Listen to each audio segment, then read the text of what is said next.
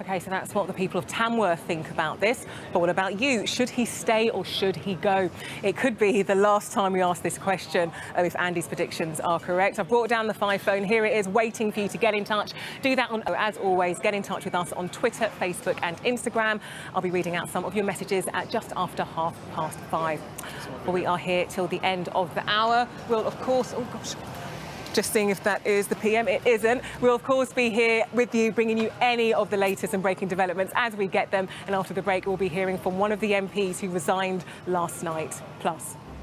And Claire's got the forecast for you.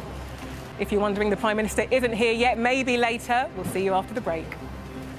This is 5 News. We are presenting live from Downing Street tonight as the Prime Minister fights for his political life. I wish I can just explain the energy here on Downing Street today. We've got music coming from protesters at the bottom of Downing Street, and of course Andy Bell is still with us, our political editor. And Andy, known full well, Anne-Marie Trevelyan. Anne-Marie Trevelyan, who sort of came. She stopped right in front of the door. She stopped and went straight in, but he chose to walk up with, as well. Well, what we think with cabinet members potentially going on behind number 10's door. 1922 committee meeting right now.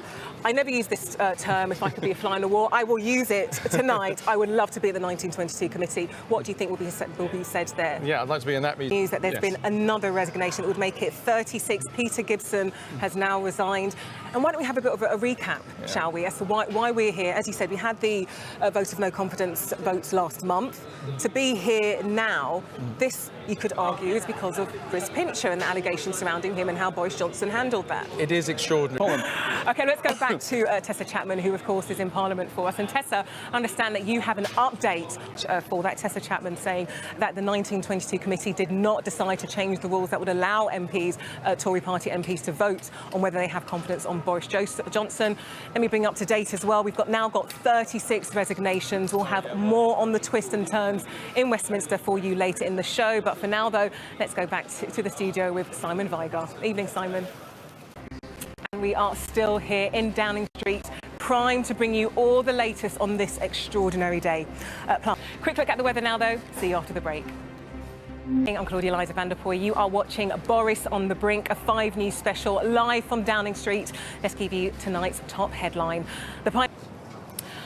Well, our political editor, Andy Bell, is still with us. And Andy, let's start with yesterday. The 2 things that kicked this off, the 2 cabinet ministers, Rishi Sunak and Sajid Javid, resigning. How much of a blow was that? Yeah, I think that really turned what had been a sort of rumbling crisis into what now feels like the end game. Those 2 resignations.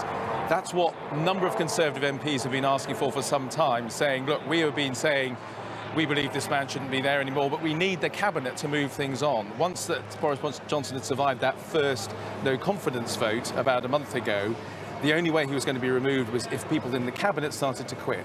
When you had Sajid Javid and Rishi Sunak doing that, Boris Johnson, and it sounds as if it's dawning on the members of the cabinet, who we know some of them are already inside number 10, waiting to talk to him, to tell him the game's up. And you have had a really busy day, Andy. You've been speaking also to Boris Johnson's team. What have they been telling you? Well, I bumped into a senior member of Boris Johnson's team earlier today, after Prime Minister's questions and before he was going to the liaison committee to give evidence. And this person, I said, is it over? And he said, no, the point is, Boris Johnson has a mandate.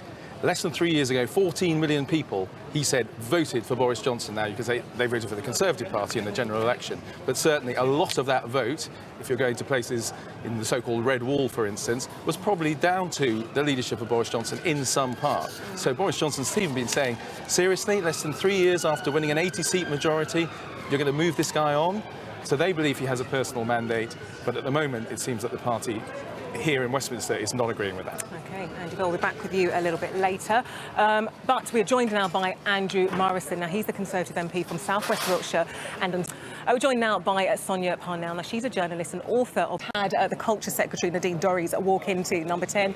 Her car parked a little bit away. She was very happy to walk that piece of pavement getting to number 10. Of course, the Culture Secretary, she's been very strong supporter of Boris Johnson in all of this. So interesting to see what her role will be in what's going on behind the doors at number 10. But let's find out what you think, shall we? You've been sending us your messages to the 5 phone. I did say it could be the last time we're asking this question, and my goodness, you guys have got in touch, many of you. Gareth from Wales says the Prime Minister should go. He is now making a mockery of the government in front of the world. Jack from Preston says Boris Johnson is morally and politically lacking, and it's incredible that his own party is only just waking up to this. Lynn in West Midlands says Johnson should have gone a long time ago. He is now not just embarrassing himself, but more importantly, the country. Kevin, gosh, it's everything I put to Andrew Morrison a moment ago. Kevin in Birmingham says if Boris has an ounce of self-respect or decency left in him, he will do the honourable thing and resign. If not, he must be ousted. And Angela from Quarry Bank says, I think we should give Boris a break. He's broken lockdown rules himself, yes, but he definitely kept us all safe. Thank you very much, Angela. Thank you all for all of your messages. We'll be back before the end of the programme. But now let's cross over to Simon for some of the day's other top stories. OK, now our running tally of resignations is now at 36. Larry the Cat, we'll see you after the break.